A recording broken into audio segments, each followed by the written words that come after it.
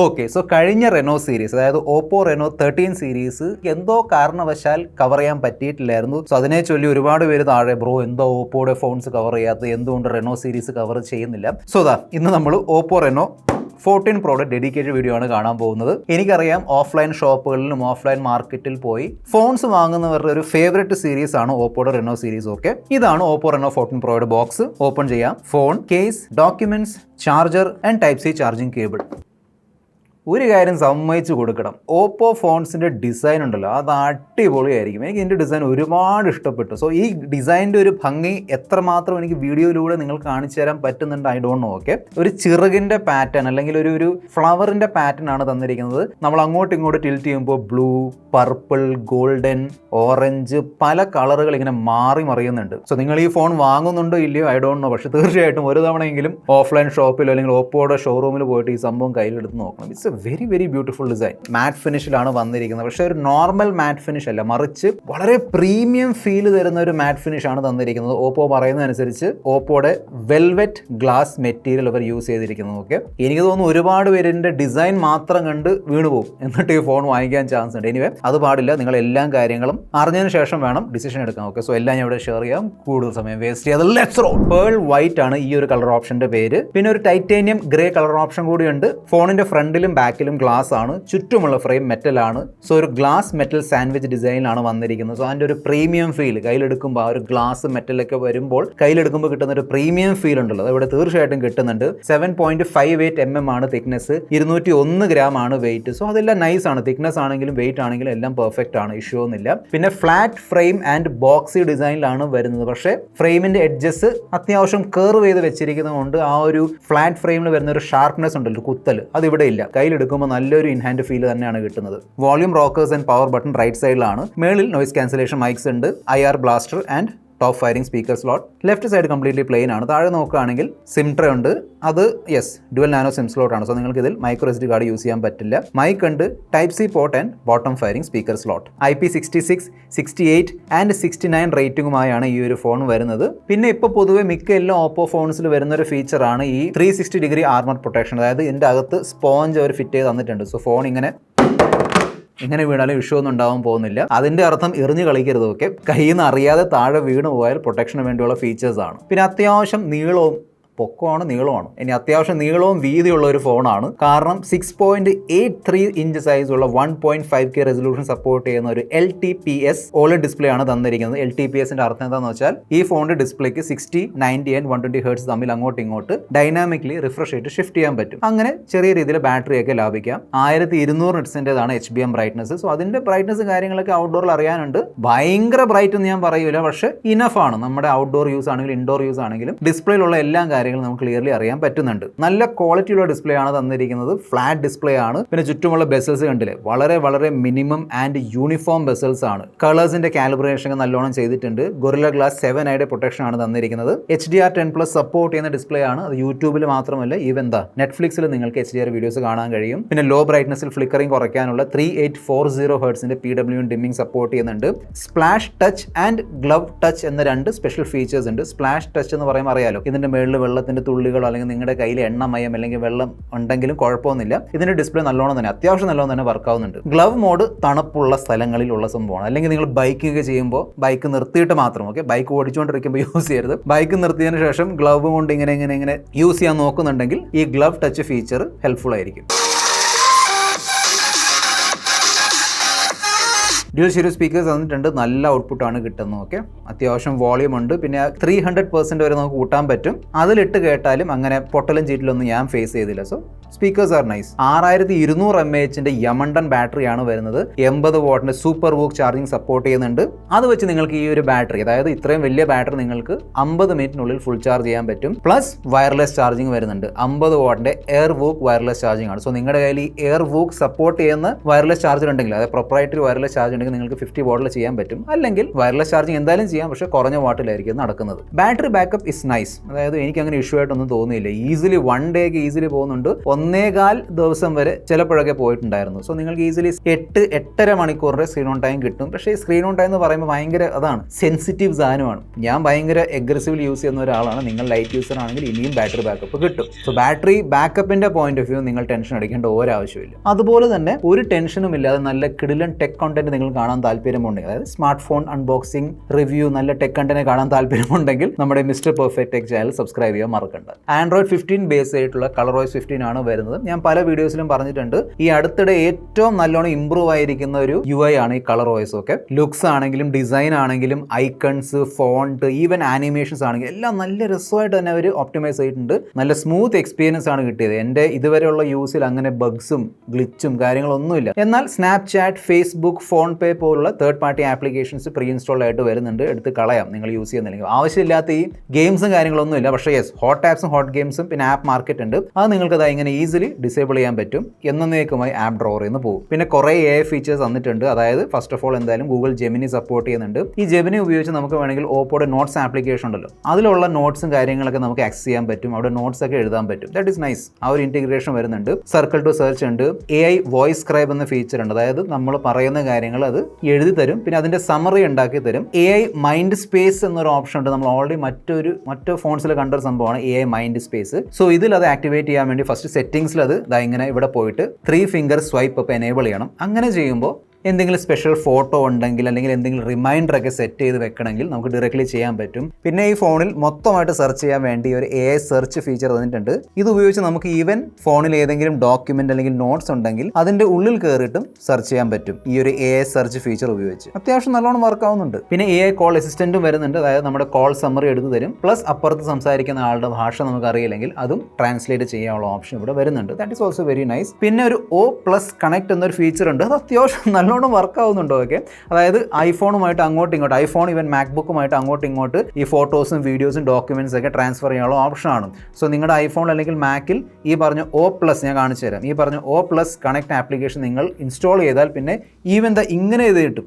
നമ്മൾ ഈ ഐഫോൺ തമ്മിലാണല്ലോ ഇങ്ങനെ ട്രാൻസ്ഫർ ചെയ്യുന്നത്. പക്ഷേ നിങ്ങൾക്ക് ഓപ്പോ ആൻഡ് ഐഫോൺ ഡിവൈസുകൾ തമ്മിൽ ഇങ്ങനെ ടാപ്പ് ചെയ്തിട്ട് ഫോട്ടോസും വീഡിയോസും ഡോക്യുമെന്റ്സ് ഒക്കെ ട്രാൻസ്ഫർ ചെയ്യാൻ പറ്റും. Wi-Fi 6 ആൻഡ് ബ്ലൂടൂത്ത് 5.4 വേണ്ട സപ്പോർട്ട് ഉണ്ട്. പിന്നെ IR ബ്ലാസ്റ്റ് വരുന്നതുകൊണ്ട് നിങ്ങളുടെ വീട്ടിലുള്ള TV, AC ഒക്കെ കൺട്രോൾ ചെയ്യാൻ പറ്റും. പിന്നെ എൻ്റെ ഇതുവരെയുള്ള യൂസിൽ 5G ഒരു ഇഷ്യൂ ആയിട്ട് എനിക്ക് തോന്നിയില്ല. ഓക്കെ, ഇപ്പോഴത്തെ ഫോൺസിൽ അത് ഇഷ്യൂ ആവാറുമില്ല. നോർമലി ഈ എല്ലാ ഫോൺസിലും ഇതിലും നല്ല കണക്ടിവിറ്റി ആണ്, നല്ല 5G സ്പീഡ്സ് കിട്ടുന്നുണ്ട്. കോൾ ക്വാളിറ്റി ആണെങ്കിലും ഇയർ പീസിന്റെ ക്വാളിറ്റി ആണെങ്കിലും അതൊക്കെ അടിപൊളിയാണ്. പിന്നെ ഈ ഫോണിന് ചുറ്റും നമ്മുടെ ആന്റിനാസ് അവർ സെറ്റ് ചെയ്തിട്ടുണ്ട്. അതായത് ഈ 360 ഡിഗ്രി ആന്റിന അല്ലെങ്കിൽ ഫുൾ ആന്റിന കവറേജ് ഒക്കെ ഉണ്ട്. സോ നിങ്ങൾ ഇങ്ങനെ പിടിച്ചാലും ഇങ്ങനെ പിടിച്ച് കളിച്ചാലും, ഗെയിമിംഗ് നമ്മൾ ഇങ്ങനെയാണല്ലോ കളിക്കുന്നത്, അങ്ങനെ പിടിച്ചാലും നിങ്ങൾക്ക് ഈസിലി നെറ്റ്വർക്ക് റിസപ്ഷൻ കാര്യങ്ങളൊക്കെ കിട്ടും. പിന്നെ X ആക്സിസ് ലീനിയർ മോട്ടോർ കൊടുത്തിരിക്കുന്നതുകൊണ്ട് നല്ല ഹാപ്റ്റിക് ഫീഡ്ബാക്ക് എക്സ്പീരിയൻസ് ആണ് കിട്ടുന്നത്. നല്ല സ്ട്രോങ് ഹാപ്റ്റിക്സ് ആണ്. ഈ സിമ്മിന് വേണ്ടിയുള്ള സപ്പോർട്ട് ഉണ്ട്. സോ നിങ്ങൾക്ക് ഒന്നെങ്കിൽ 2 ഫിസിക്കൽ സിം അല്ലെങ്കിൽ ഒരു ഫിസിക്കൽ സിം ആൻഡ് ഒരു eSIM യൂസ് ചെയ്യാൻ പറ്റും. ആൻഡ് NFC സപ്പോർട്ട് ചെയ്യുന്നതുകൊണ്ട് നിങ്ങൾക്ക് ഈ ഫോൺ ഉപയോഗിച്ച് ടാപ്പ് ആൻഡ് പേ ഒക്കെ ചെയ്യാൻ പറ്റും. സോ നമ്മുടെ ഡേ ടു ഡേ യൂസിൽ ആവശ്യമുള്ള എല്ലാ ഫീച്ചേഴ്സും, എല്ലാം പ്രാക്ടിക്കൽ ഫീച്ചേഴ്സും ഓപ്പോ ഈ ഒരു ഫോണിൽ ഇട്ട് തന്നിട്ടുണ്ട്. ഇനിയാണ് പല ഓപ്പോ റെനോ യൂസേഴ്സ് നോക്കിയിരിക്കുന്ന കാറ്റഗറി അല്ലെങ്കിൽ നോക്കിയിരിക്കുന്ന ഫീച്ചർ. അതാണ് ക്യാമറ പെർഫോമൻസ് എങ്ങനെയുണ്ട്. ഇപ്പൊ തന്നെ പറഞ്ഞുതരാം, നല്ല ക്യാമറ പെർഫോമൻസ് ആണ്. ഇനി അങ്ങനെ വലിയ കംപ്ലയിൻസ് ഒന്നുമില്ല. പണ്ടത്തെ ആ സംഭവം ഉണ്ടല്ലോ, അതായത് വെളുപ്പിക്കലും ഭയങ്കര സ്കിൻ സ്മൂത്തനിങ്, അതൊന്നും ഇപ്പം ഓപ്പോയുടെ ഫോൺസിലില്ല. നല്ല നാച്ചുറൽ സ്കിൻ ടോൺസ് ആണ് വരുന്നത്. സോ 50+50+50+50, അതായത് ഫ്രണ്ടിലുള്ള ഈ സെൽഫി ക്യാമറ 50 മെഗാ പിക്സലാണ്. സോ 50 മെഗാ പിക്സൽ അൾട്രാവൈഡ് ഉണ്ട്. ടെലിഫോട്ടോ സൂം സപ്പോർട്ട് ചെയ്യുന്ന 50 മെഗാ പിക്സൽ ടെലിഫോട്ടോ ക്യാമറ ഇവിടെ കൊടുത്തിട്ടുണ്ട്. ഞാൻ ഓൾറെഡി പറഞ്ഞതുപോലെ നല്ല ക്യാമറ പെർഫോമൻസ് ആണ്. അതായത് സ്കിൻ ടോൺ കാര്യങ്ങളൊക്കെ അടിപൊളിയായിട്ട് മെയിൻറ്റെയിൻ ചെയ്യുന്നുണ്ട്. അതായത് നാച്ചുറൽ സംഭവം അല്ല കേട്ടോ, പച്ചയ്ക്ക് നാച്ചുറൽ അല്ലെങ്കിൽ ഭയങ്കര വാടിയ ഫീൽ ഒന്നല്ല കിട്ടുന്നത്. നല്ല കളേഴ്സും കാര്യങ്ങളൊക്കെ ഉണ്ട്. കാണാൻ നല്ല രസമുള്ള ഫോട്ടോസാണ് ഈ ഫോൺ എടുത്തു തരുന്നത്. നോർമൽ സൂം ലെവൽസ് നോക്കുകയാണെങ്കിൽ 1x, 2x, 3.5x, 7x and even നമുക്ക് വേണമെങ്കിൽ മാക്സിമം 120x വരെ സൂം ചെയ്യാൻ പറ്റും. 120x വരെ കൊണ്ടുപോകുമ്പോൾ ഓട്ടോമാറ്റിക്കലി AI ഡിജിറ്റൽ സൂം എന്നൊരു ഫീച്ചർ ആക്ടിവേറ്റ് ആവും. സോ അത് നല്ല റിസൾട്ടാണ്. അതായത് ഇപ്പോൾ ഇത്രയും സൂം ചെയ്യുമ്പോൾ ക്വാളിറ്റി ലേശം കുറയില്ല, സ്വാഭാവികമാണ്. പക്ഷെ അത് ഒന്ന് എക്സ്ട്രാ AI ഒക്കെ ഉപയോഗിച്ച്, പ്രത്യേകിച്ചും സൈൻ ബോർഡും ലെറ്റേഴ്സ് നമ്പേഴ്സ് ഒക്കെ ആണെങ്കിൽ നല്ലോണം എഡിറ്റ് ചെയ്ത് എടുക്കുന്നുണ്ട്. ഹ്യൂമൻ സബ്ജക്ട്സിലേക്ക് സൂം ചെയ്യുമ്പോൾ ഇതാണ് 1x, 2x, 3.5x and 7x. Portrait സൂംസ് നോക്കുകയാണെങ്കിൽ 3 പോർട്രേറ്റ് സൂം ആണ് തന്നിരിക്കുന്നത്. 1x, 2x and 3.5x. So ഇതാണ് 1x, 2x, and 3.5x.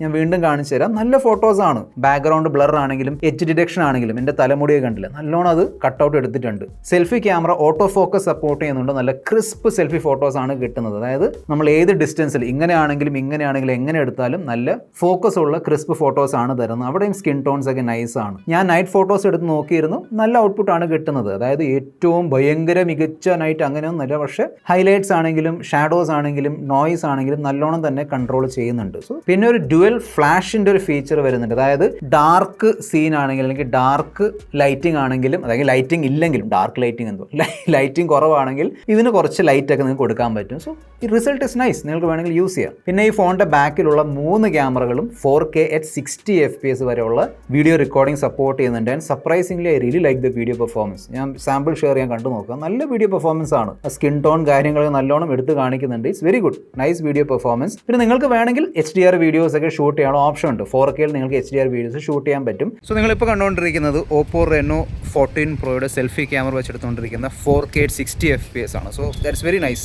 Back camera and front camera രണ്ടും വെച്ച് നമുക്ക് 4K at 60 FPS ഷൂട്ട് ചെയ്യാൻ പറ്റും.